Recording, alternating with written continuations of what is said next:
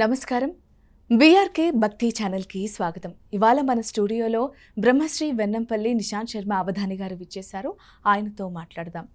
నమస్కారం గురుగారు. మహాదేవ. గురుగారు, ఇప్పుడు 27 నాడు అమావాస్య రాబోతుంది, అంటే అది శనివారం రాబోతుంది. నేను చాలా మంది వింటున్నాను ఈ అమావాస్య చాలా ప్రత్యేకత అని అంటున్నారు. దాని ప్రత్యేకత ఏంటో తెలియజేయండి గురుగారు. వైశాఖ మాసము అంటేనే ప్రాముఖ్యత తల్లి.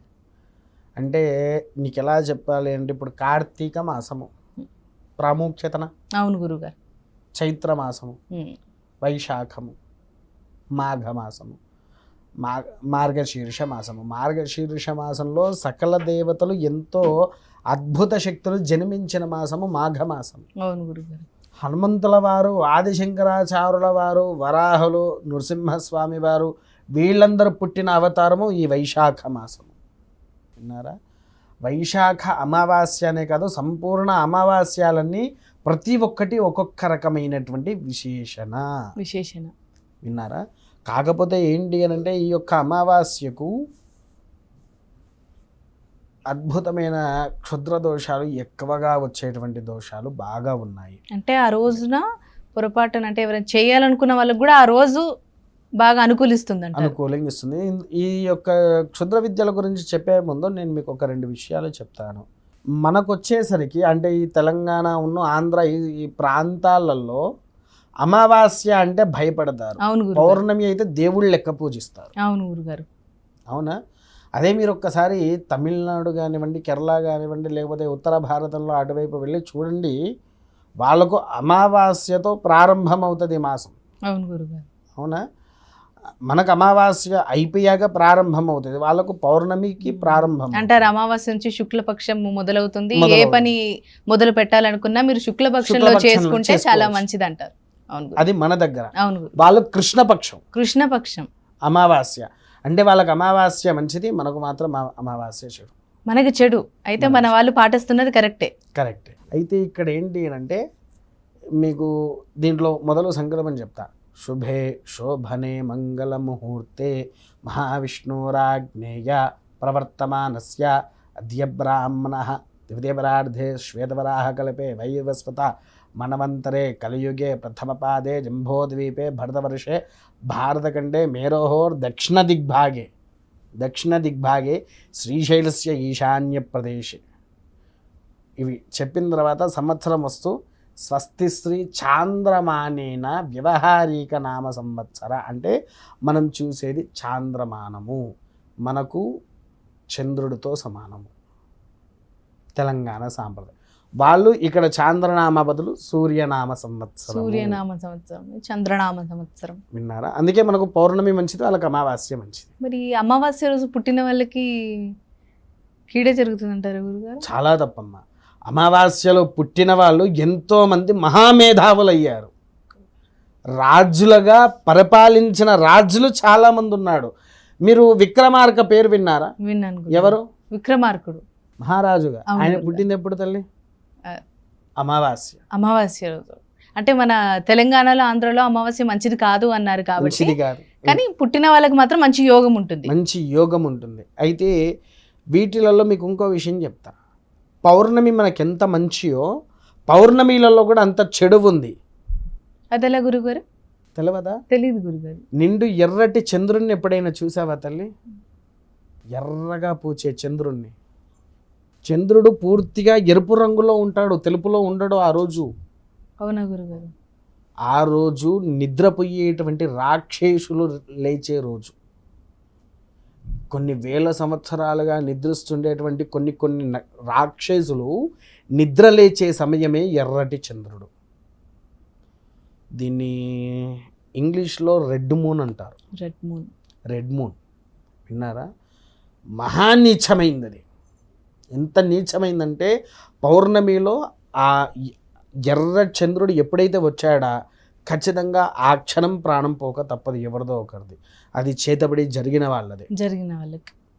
విన్నారా? ఎందుకనంటే ఆ లేచిన రాక్షసి విని మింగేస్తుంది. అర్థమైందా? అంతటి దారుణమైందే ఆ యొక్క ఎర్రచంద్రుడు. మీరు ఎప్పుడైనా మామూలుగా అబ్జర్వేషన్ చేస్తుండండి. మళ్ళీ మనకు ఎర్రచంద్రుడు ఎప్పుడు వస్తాడో తెలుసా? గ్రహణ సమయాల్లో కూడా వస్తాడు. అవును గురుగారు, అది చూసాం. అవును. అందరూ గ్రహణం రాయి ఏం జరుగుతుందా అనుకుంటాం, కానీ గ్రహణం పట్టే సమయం నుంచి మొదలుకొని గ్రహణం అయిపోయిన తర్వాత కనిపించే చంద్రగ్రహణం తర్వాత కనిపించే చంద్రుడు కూడా అంతే డేంజర్ అయిన వాడు.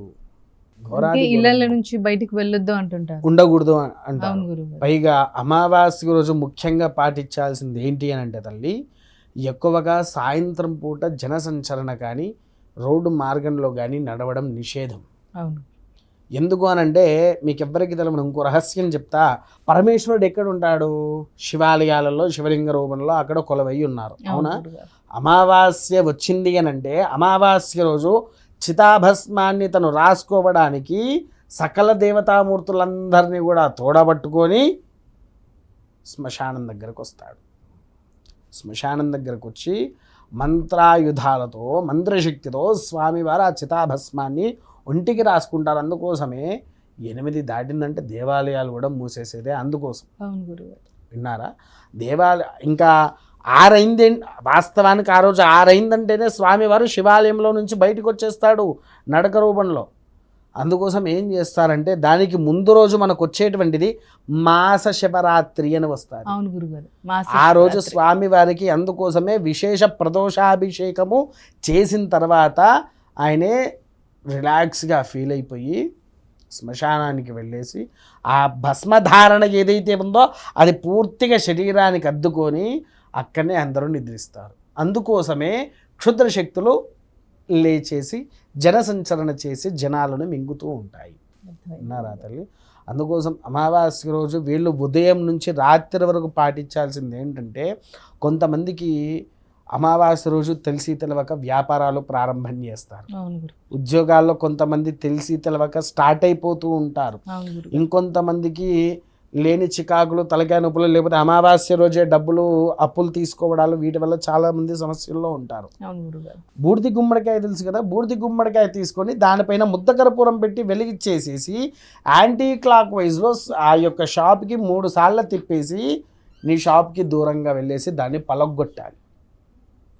పలగొట్టేసిన తర్వాత ఒక దారానికి 8 నిమ్మకాయలు కుచ్చాలి. 8. అదేంటి గురుగారు 8 అంటున్నారు, 21 అది ఇది చెయ్యాలి అంటారు కాబట్టి 8 కాదు. లోకానికైనా మన ఇంటికైనా ముఖ్యమైన రక్షకుడు ఎవరయ్యా అంటే రక్షకుడు కాదు, రక్షకులు ఎవరు? అష్టదిక్పాలకులకు వింటూ ఉంటాం ఇది. ఇంద్రుడు, అగ్ని, యముడు, నిరుతి, వరుణుడు, వాయువు, కుబేరుడు, ఈశాన్యుడు. వీళ్ళ 8 రక్షణ ఉండాలి కాబట్టి ఆ 8 ఖచ్చితంగా వేసి ఆ నిమ్మకాయ మాల కుచ్చి షాప్కి కట్టాలి. మీరు చూసే ఉంటారు, మీరు ఎప్పుడైనా గృహప్రవేశాలకు వెళ్ళారా? ఎవరైనా ఇంట్లో వెళ్ళే ఉంటారు కదా. గృహప్రవేశాలు చేస్తున్నప్పుడు చూడండి, ఖచ్చితంగా అష్టదిక్పాలకుల బలి ఇస్తారు. గుమ్మడికాయలు పెట్టిస్తారు, కొబ్బరికాయలు కొట్టిస్తారు, నిమ్మకాయ కోపించి అక్కడ పెట్టిస్తూ ఉంటారు, అవునా? 8 దిక్కులుగా వాటికి ఇవి బలి ఇవ్వాలి. మామూలుగా అయినా ప్రతి అమావాస్యకు వీటి బలి మనం ఇస్తే ఆ ఇంటికి ఎటువంటి క్షుద్ర దోషాలు కూడా రావు. అవును గురుగారు, ఇది కూడా వింటూ ఉంటాం. ప్రతి అమావాస్య నాడు మీ వాహనాలకి ఒక నిమ్మకాయ పెట్టి తొక్కిస్తే మీకు ఎటువంటి ప్రమాదాలు రావు. అందుకోసం ఈ షాప్కి కానీ గృహానికి కానివ్వండి 8 నిమ్మకాయలతో నీవు తోరణాన్ని కట్టుకొని పెట్టుకున్నావంటే ఎటువంటి చెడు శక్తి అనేది నీ యొక్క షాపులో అడుగు పెట్టదు. మళ్ళీ అది ఎప్పుడు తీసేయాలి గురుగారు? అలాగే ఉంచుకోవాలా? అది ఎండిపోయే వరకు ఉంచేసేయాలి. అంటే వచ్చే అమావాస్య వరకు ఉండాలి. మళ్ళీ అమావాస్యకు పెట్టాలి, మళ్ళీ మార్చాలి. విన్నారా? అది అయిపోయిన తర్వాత గోమతి చక్రాలు అంటే తెలుసు నీకు? విన్నాను గురు, విన్నాను. దాన్ని ఒక దారంలో పూర్తిగా చుట్టేసేసి నీ షాపుకి కానీ ఇంటి గుమ్మానికి కానీ ఇలా ఎదురుగా వేలాడదీయాలి. రాకపోకలు దాని కింది నుంచే జరిగితే వ్యాపారాభివృద్ధి, ఇంట్లోకి కుబేరుడు లక్ష్మీ అనుగ్రహము వస్తుంది. విన్నారా తల్లి? తర్వాత రాత్రిపూట భైరవ దీపము అని పెడతారు. అదలా గురుగారు? భైరవ దీపము అనేటువంటిది కాలభైరవుడికి పెట్టేటువంటిది. అది కూడా కూష్పాండ దీపం అంటే గుమ్మడికాయ దీపం. దాని మధ్యలో కోసి లోపల ఉండేటువంటి యొక్క గుజ్జుని పూర్తిగా తీసేసి దాంట్లో ఎంత నూనె లోపల ఉండే గుజ్జు మొత్తం తీసేయాలి. ఆ చుట్టుపక్కల ఉండే తెలుపుదనాన్ని ఉంచి ఆ గుజ్జు మాత్రమే తీసేసి దాంట్లో ఎన్ని లీటర్లు అయినా సరే, ఎంత నూనె పడితే అంత నూనె పొయ్యాలి. అఖండ వత్తి మాత్రమే వేయాలి. ఏ వత్తులు పడితే ఆ వత్తులు కాదు. అఖండ జ్యోతి అంటే వినాయక నవరాత్రుల్లో అఖండ దీపం అని మనం పెడతాము. అవును దానికి గురుగారు. ఇంత దొడ్డుగా ఇంత పొడుగ్గా వత్తి తీసుకువస్తారు, అవును గుర్తుందా? గురుగారు, అవును. అలాంటి వత్తితోనే దీపం వెలిగించాలి. ఆ దీపము వెలిగించే ముందు కింద అందరూ ఇప్పుడు మనకు అవైలబుల్లో విస్తార ఆకులు బయట రెడీమేడ్లో దొరుకుతున్నాయి కాబట్టి అది తీసుకువచ్చి వేస్తున్నారు, కానీ అది వేయకూడదు. మోదుగాకు తెలుసారా తల్లి? విన్నాను గురుగారు, మోదుగాకు. మోదుగాకుతో తయారైనటువంటి విస్తారాకు మాత్రమే, అది కూడా పచ్చిదనంతో పెట్టింది అయితే ఇంకా శ్రేష్టము. లేదా అది కాకపోతే అరిటాకు. అరిటాకు. అరిటాకు దొరకకపోతే కంద చెట్టు విన్నావా నువ్వు ఎప్పుడైనా? విన్నాను గురుగారు. కందాకులు కూడా ఇంత పెద్దగా వస్తాయి. అవును గురు. కందాకు. టేకు చెట్టు ఐడియా ఉందా? టేకు కూడా చాలా విన్నా. పెద్దగా ఉంటాయి ఆకులు. అవును గురు. అలా పెద్ద ఆకులు వేసేసి దాని మీద ఈ గుమ్మడికాయ పెట్టి ఆకు వేసేసి ఆకు మీద గల్లుప్పు వేయాలి. ఎక్కడ పెట్టాలి గురువు గారు అది, ఆ గుమ్మడికాయని? చెప్తాది. ఆ ఆకులు వేసేసి దాంట్లో గల్లుప్పు వేయాలి. గల్లుప్పు అంటే తెలుసా? దొడ్డుగా విన్నాను విన్నాను గురుగారు. ఉప్పు వేసేసి దాని చుట్టూరుగా పైన పసుపు కుంకుమ దశాంగము, పసుపు కుంకుమ దశాంగము వేసి ఎక్కడ పెట్టాలంటే ఇంటి బయట దర్వాజాలు ఉంటాయి కదా, అవును గురుగారు. దర్వాజాలకు పెట్టాలి.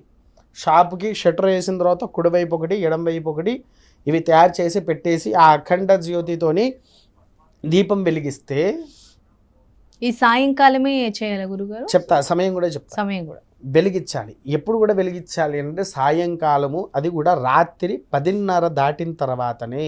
నీవు ఈ దీపాన్ని ఎప్పుడైతే వెలిగిస్తావో నీ ఇంట్లోకి ఒక మనిషి రాకూడదు, ఒక మనిషి వెళ్ళకూడదు. రాకపోకలు లేనప్పుడే ఈ దీపం వెలిగించాలి. రాకపోకలు ఉన్నాయంటే వాటి కళ్ళు కప్పేసి కూడా దుష్టశక్తి లోపలికి వస్తాయనే ఉద్దేశాలు. విన్నారా? ఒకవేళ నీకు ఇంట్లో చెడు ప్రభావాలు ఉన్నాయనుకోండి, కుంభకుష్టి వర్షం పడకపోయినా, నార్మల్గా గాలి కూడా రాకపోయినా దీపం మారిపోతుంది, ఉండదు, నిలవదు. నీ ఇంట్లో దోషం ఉన్నప్పుడు.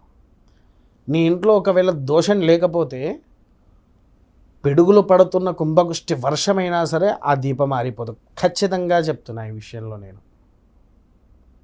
ఎందుకంటే నేను నాకు తెలిసిన వాళ్ళ ఇంట్లో పెట్టించాను. ఆ దీపము గాలికే 3 రోజులు ఉన్నది. గాలిలోనే 3 రోజులు ఉన్నది వాళ్ళకు. మరి మీరు అన్నట్టు మరి దోషం ఉంటే ఎలా గురుగారు? వాళ్ళు దోషం ఉన్న మళ్ళీ వాళ్ళు పరిహారం ఏంటంటే తెలిసిన ఎవరినైనా అదే కలిసి ఇది విషయం అని చెప్పేసి మాట్లాడుకొని ఇంటికి ఏమైనా ఉన్నాయా లేదా ఒకసారి వెళ్ళి చూపించుకుంటే దానికి తగిన ప్రాయశ్చిత్తం అనేది చేయవచ్చు, పరిహారం చేయవచ్చు. ఓకే గురుగారు, చాలా చక్కగా వివరించారు గురువు గారు. ధన్యవాదాలు.